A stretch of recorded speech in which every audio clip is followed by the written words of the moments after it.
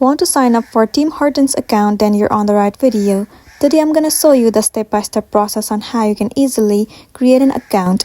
First thing first, head over to any other browser. Let me move into Safari.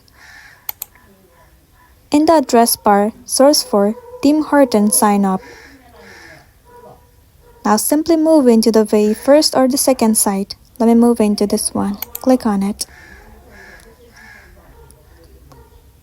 Once you're in this page, choose USA English and apply. Once done, tap on sign up at the top right corner. It will land you on this page. Move into join now. Now in order for you to create an account, enter the first name of yours. Once you've entered, enter the email address. Once you've entered, click on this checkbox and then click on create my account at the bottom of the screen. Well, I already have an account, but if you do not have one, you will get a verification code in your email address that you have entered. Simply enter the code and then tap on continue. Now wait for a while.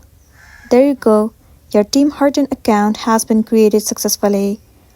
So that's the end of the video. If this video really helped you, give it a like and check out our next tutorial. Thank you.